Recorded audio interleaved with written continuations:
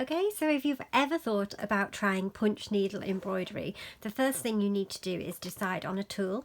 And I've got two tools here. They both do the same job, slightly different in how they operate. So I thought I'd just show you them so that if you're searching online, working out what to go for, you have at least seen two different types.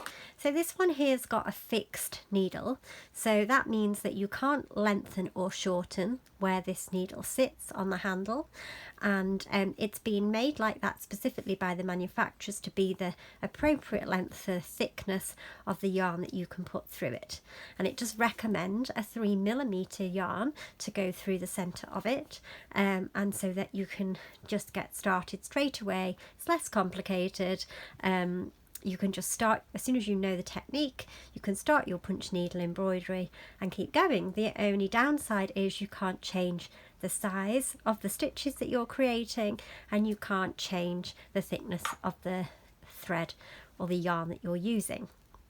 So if you want something with a few more options, then this Milward punch needle might be something that you might consider.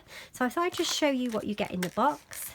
If I open it up, I'll just take out what's inside. You've got the pen. Oh, you've got interchangeable needles.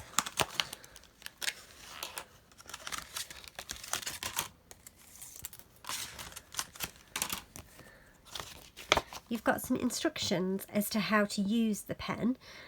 What I couldn't find on the instructions was how to change the needle, which seemed a bit strange.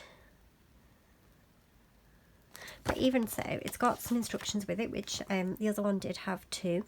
But this is the needle, and what makes this needle different is you can alter the length of the needle, which will in turn alter the length of your stitches and the loops that they create.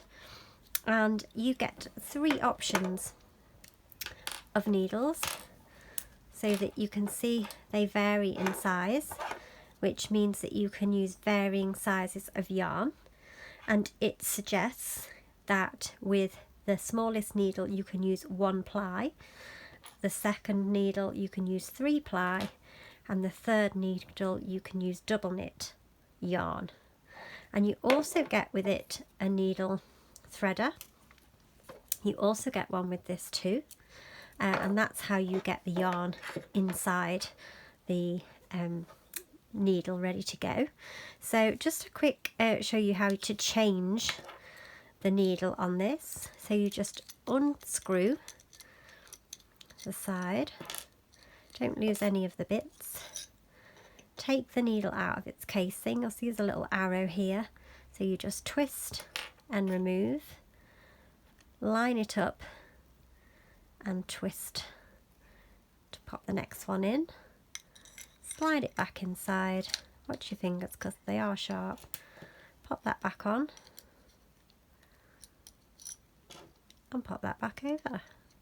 So 2 different types of needles, one where you've got a lot of variation with the size of the yarn and the size of the loop stitches you can create, and another that comes just as standard.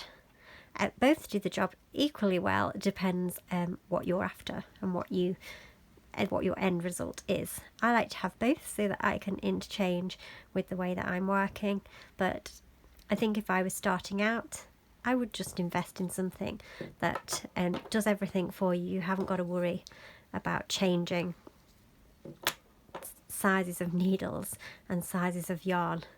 Just sort of get a feel for the punch needle process with something that's set up for you already.